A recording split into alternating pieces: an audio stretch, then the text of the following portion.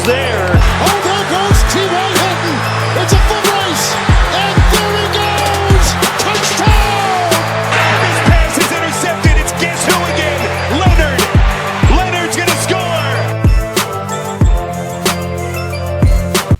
Hello and welcome back to The Stable. Today I'm going to decide who I think has the best offense in the AFC South, and I'm going to do that by breaking down each team's key contributors position by position and then ranking the four teams for each position group. So, starting it off with the quarterback position, really all four quarterbacks, and I'm talking about starters. That's mainly what I'm going to focus on for the quarterback position because, we're assuming no injuries in this kind of scenario, but really all four quarterbacks are pretty good at this point in the division. That's not something you can say very often, really, for any division, but I feel like especially for the AFC South, there's been a lot of poor quarterback play over the last decade. But at number 4, I do have the Jaguars with Gardner Minshew, and he looks good. He had 21 touchdowns and 6 interceptions in just 12 starts a season ago. But out of the 4, he's the least proven. He still has some flaws. He's a second-year player. He's young, so doesn't have too much experience under his belt. I think he could definitely be a good or even great quarterback in the future, but for now, he is only 4th in the division. In 3rd place, I have the Titans with Ryan Tannehill. He had similar stats to Minshew last year, 22 touchdowns, 6 picks in 10 games played. I feel like he was a little bit more consistent, did a better job at running the offense, although he did have Derrick Henry that he could help, try to rely on, but I feel like overall he was more of a consistent quarterback and also played very well in the playoffs. I think that was an underrated aspect of the Titans' playoff run, was that Ryan Tannehill was really solid. But Titans in 3rd, and then in 2nd place I do have the Colts with Phillip Rivers. This one was tough between him and Tannehill. They're both good quarterbacks. Rivers probably had worse stats last season. He threw 20 interceptions. He did have 4,600 yards. But the fact is, he's an 8-time Pro Bowler. It's not been proven that he's fallen off yet. He might be, but there's no way to know for sure. I hope as a Colts fan that he still has some good years left, of course. We will find that out, but I think for now it's safe to put Rivers at number 2, and so then that leaves at number 1 the Texans with Deshaun Watson, incredible quarterback, really probably top 5 in the league at this point in my opinion. I really love watching him play. He needs some work with the underneath throws, but he's really a good clutch quarterback and is great at deep passes and medium passes. He's had 11 game-winning drives in his 2-year career, including 6 that were last year, one of those in the playoffs against the Buffalo Bills, as well as 257 rush yards last year. But Deshaun Watson is just a playmaker. He still has some improvements to make, but I think he's the clear-cut number 1 quarterback in the AFC South. Moving on to the running back position, in number 4, I have the Texans for this one. They have the 2 Johnsons, David and Duke Johnson. Duke Johnson, 4.9 yards per carry. I just don't see very much explosive talent at the running back here for the Texans. Not saying those guys are bad, but David Johnson hasn't been putting up as great as stats recently. He's kind of getting on the older side for running backs. And Duke Johnson looks good, but I don't think he's really been proven to be this franchise running back, one that can have consistent 1,000-yard seasons or anything. But that remains to be seen. 3rd place, I have the Colts with Marlon Mack, Jonathan Taylor, the rookie, and the speedster, Nyheim Hines. Marlon Mack had 1,091 yards and 9 rushing touchdowns last year. And this is a group that looks really good with the numbers. They might be numerically the best group, or at least second best in the AFC South, but they do have really good offensive line they're playing behind. That probably makes them look a little bit better, especially, saying Marlon Mack. I think he's a good running back. I like Marlon Mack, but I do think the offensive line helps them a lot in the running game, and as they should. Of course, an offensive line is going to matter a really a lot for a team's running game. But I think Mack's a talented back. Jonathan Taylor definitely helps the case for the Colts, but again, he's unproven. We don't really know for sure what he's going to be able to do. And then you have Nyheim Hines, who seems kind of underutilized to me. I know I've said that probably in the past, and I think other people agree that he could definitely be used more, especially in the passing game. We might see that with Phillip Rivers, but Colts at number 3. And then number 2 for running back is going to be the Jacksonville Jaguars. I had trouble deciding between this one and the Colts. They both seem very similar in talent, but the Jaguars have Leonard Fournette and Chris Thompson. Fournette actually had a really good season last year. 1,674 scrimmage yards. That includes, of course, running and receiving. I don't think he had much passing. Running and receiving, as well as 3 touchdowns. And I think I just have to look at Fournette and how good he's done in the past, and he's probably had a higher ceiling than anyone on the Texans or Colts so far. He's had some really good seasons. Looked like he was a big piece of the Jaguars' run to the AFC Championship a few years back, and even though he hasn't done quite as well, although he did well last year, but he hasn't always been consistent. I think overall he's a slightly better running back than Marlon Mack, and Chris Thompson is pretty good as well. So then that leaves number 1, which of course is the Tennessee Titans. Shouldn't be too much debate on this one. Derrick Henry, as well as Darrington Evans, whoever that is. But Henry led the league in rushing yards with 1,540 and rushing touchdowns with 16, and then had one of the greatest running back playoff runs ever, really. And that's incredible considering how much of a passing league it has become, and how, in my opinion, usually offensive lines are what dictate running game nowadays, but that was not the case last year in the playoffs. Derrick Henry just really destroyed people, just ran people over, was such a great power back in the playoffs and in the regular season too, but just the playoffs is really what comes to mind. And even though I don't think he'll have as good of a season this year, I think it's hard not to put the Titans at number 1 in the running back category. So now moving on to offensive line.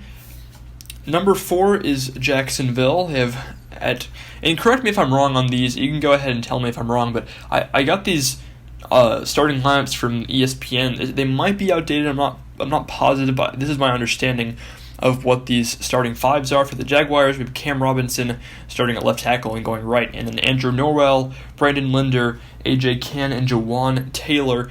Last year they allowed 41 sacks, which is not great, not bad. They were 17th in rushing yards as a team, so of course that accounts for running backs as well. That just goes and shows some of the basic offensive line statistics. And neither of these are terrible, but I just think overall they didn't really excel in either facet. And I do think the AFC South is starting to get some decent offensive line play as of late, at least in the run game. Maybe I should say that. The running game, there's been good offensive line play. The passing game has definitely a lot to be desired as we get with some of the other sack numbers. But Jacksonville was a hard decision, but I put them at number 4. And then in third place, I have the Texans with Laremy Tunsil, I don't know how to say that name, Calamity, Nika Martin, Zach Fulton, and Titus Howard. They allowed 49 sacks last year, but they were 9th in rushing yards. So again, another team that had a good amount of sacks allowed, but did have a good running game overall. And then in second is the Titans. This surprised me that they allowed more sacks than the Texans, with 56 sacks a season ago, and they were 3rd in rushing. This is the first team I found that has for sure a new starter this year. That is Isaiah Wilson, who looks to be starting at right tackle, and he is a rookie. So you have Taylor Lewan, Roger Saffold, Ben Jones at center, Nate Davis, and then Isaiah Wilson. And number 1 is the Colts offensive line. I think all 3 of the things I've said, quarterback, running back, offensive line, all 3 of the position groups, I don't think it's been too hard of a decision as to who the number 1 is in this spot, and that goes for this one as well. The Colts, Anthony Costanzo, Quentin Nelson, Ryan Kelly, Mark Glowinski, and Braden Smith. Colts were 5th in rushing last year and only gave up 32 sacks. Both of those are really good numbers. And all 5 members of the Colts offensive line just really love playing in the run game. They're all great run blockers, even the left tackle, Anthony Costanzo. And really, pretty much all of them do well in the pass game as well. I mean, I think the right side has a little bit to be desired with Mark Lewinsky, especially. Braden Smith is doing fairly well, though he doesn't excel in pass protection, but still, for a right tackle, he's good. But then, you have dominant Quentin Nelson, very consistent Ryan Kelly, as well as Anthony Costanzo, and especially in the pass game, and overall really solid Colts offensive line that ranks number 1 in the AFC South. Got 2 position groups left for the offense, and the first one I'm going to cover is the tight end position. In 4th place, I did put the Jaguars. They did get Tyler Eifert, but he's had some problems with health. And besides that, they're pretty unproven with Josh Oliver and James O'Shaughnessy. Both those people have played in the NFL, but they haven't put up any incredible numbers. So I would consider the Jaguars to be, I've said this word a lot, but an unproven tight end group. And then in third place, I have the Titans with Jonnu Smith, Anthony Firkser, and Michael Pruitt. Smith had 439 yards and 3 touchdowns a year ago, and Firkser came up with 204 yards and a single score. Texans I had in second place with Darren Fells, Jordan Akins, and Jordan Thomas. Fells had 341 yards and 7 scores. Akins had 418 yards and 2 scores. And then Thomas as well. Jordan Thomas did well with 215 yards and 4 touchdowns. All three of them played for the Texans last year and will play for them again this year. So really a trio of good tight ends there. I kind of wish I'd looked up some stats on blocking, but I don't know a whole bunch about the tight ends in the AFC South, particularly in the blocking department, besides on the Colts. So that could definitely change some of these rankings, how good they are at blocking. But as for receiving, all three of these players doing pretty well. But in first place, I do have the Colts with Jack Doyle, Trey Burton, and Mo Alley-Cox. Doyle had 448 yards and 4 touchdowns last year and also made a Pro Bowl. That was his second Pro Bowl selection, and he's just such a consistent, reliable target, always getting first downs, and seems to do well in pretty much every game he plays with, no matter who the quarterback is as well. And then you have Trey Burton, who in 2018 got 569 yards and 6 touchdowns. So he didn't have as great of a year last year, but he's proven in the past at least that he can be explosive and put up some big numbers. And also, I do know for a fact that both of these players are really good blockers in general, especially in the pass blocking games. So that's good that you can rely on them for that. Mo Alley-Cox, even though he hasn't put up great numbers, is also a solid blocker. So it's good to see for the Colts to have 3 good tight ends that can all block, unlike maybe someone like Eric Ebron, who just left the team. So then that leads us to wide receiver. In fourth place, I have the Titans, and this was a tough one too. All 4 teams, neither of them have bad wide receivers at all. And the Titans, first of all, A.J. Brown, who had 1,051 yards and 8 touchdowns last year. So that's some great numbers right there. And they also have Corey Davis and Adam Humphries. Davis had 601 yards and 2 touchdowns. And it was tough between number 4 and number 3. Number 3 is the Indianapolis Colts with T.Y. Hilton, Zach Pascal, Michael Pittman Jr., the rookie, and the second-year player, Paris Campbell. I feel like we know what T.Y. Hilton can do. Again, didn't put up the great numbers last year like we're used to him putting up, but still has shown that he can be a really good wide receiver, and he's been fairly consistent over the years. Many 1,000-yard seasons. He led the league in receiving yards one year, but he's not just the deep threat that everyone thinks. I believe he's definitely a possession receiver as well. And then you have 3 other players that I would all consider young talent. Zach Pascal did well last year. Campbell did not, but he was injured. It'll be interesting to see if he can recover this season and put up some better totals, especially as a deep threat. And then Michael Pittman Jr., who is a rookie, kind of the big target, almost a tight end kind of player that Chris Ballard drafted. But a lot of young talent, as I said, for this Colts team, along with the veteran T.Y. Hilton.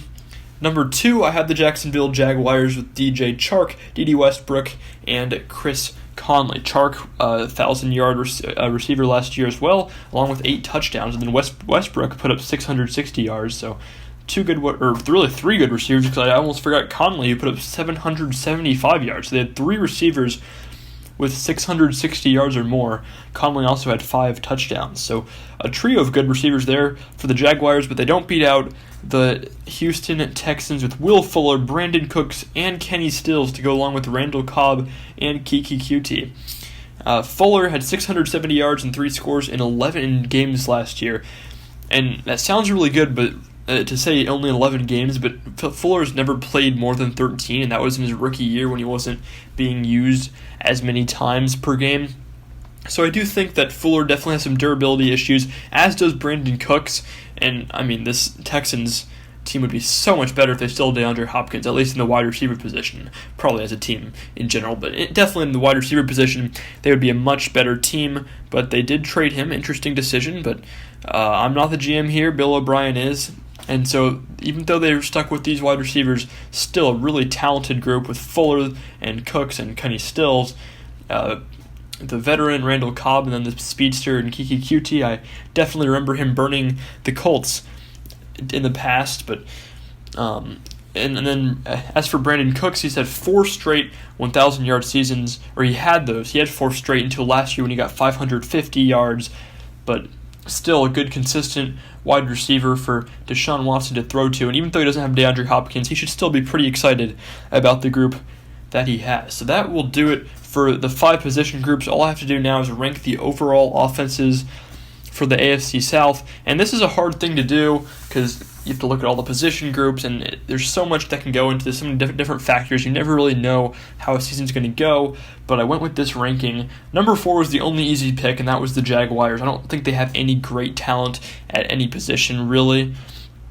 They have some good players, for sure. I'm not saying they're completely talentless, but they just don't have anyone that really stands out to me that will really make their offense great. Their offensive line isn't good. As I've said, Gardner Minshew, we don't know exactly what he's going to do. They're not really the best at anything. I didn't rank them number 1 in any category, and looking at this, the only one they even got number 2 in was running back, so no surprise there that the Jaguars are the last offense in the AFC South. Number 3, I have the Titans, and that is mainly for the fact that I don't believe that Derrick Henry will really be able to put up the numbers he did last year again. I think he's a good running back, but I think that was kind of a fluke. I'm definitely one of the people that thinks that was a fluke. We will find out. Maybe he can prove me wrong. But again, with Ryan Tannehill, a mediocre offensive line, well, a good run-blocking offensive line, but a mediocre pass-blocking offensive line. And then you have Derrick Henry, and then the wide receivers aren't great. A.J. Brown, but really no one else that significant. So I have the Titans in 3rd. 2nd, I put the Colts. You do have Rivers behind that offensive line. I think that will be a good combination if Phillip Rivers can continue to play how he has in the past. Running backs are fine. Colts are pretty decent at every position. They didn't get last in anything on here. They got 3rd in wide receiver, and they have good tight ends, of course. But even that amount of talent can't surpass the Texans, who, of course, are my number 1 pick for offenses in the AFC South. I think the Texans will have the best offense in the division this year. Of course, I hope I'm wrong because I'm a Colts fan, but we will see. But from what I know right now, Deshaun Watson plus all the weapons he has, they should continue to be a good offense. I think their offensive line is still improving, and with all the people that Watson has to throw to, Fuller, Brandon Cooks, Darren Fells as well, combined with what I think Deshaun Watson will continue to get better as well, should be a really explosive offense and a fun one to watch once again. And I think that while none of these offenses are really bad besides the Jaguars, I guess, that the Texans do have, as of now, the best offense in the division. So that will do it for this week. If you have any opinions or feedback, make sure to leave me a comment. Thank you all for listening, and I'll see you next time on The Stable.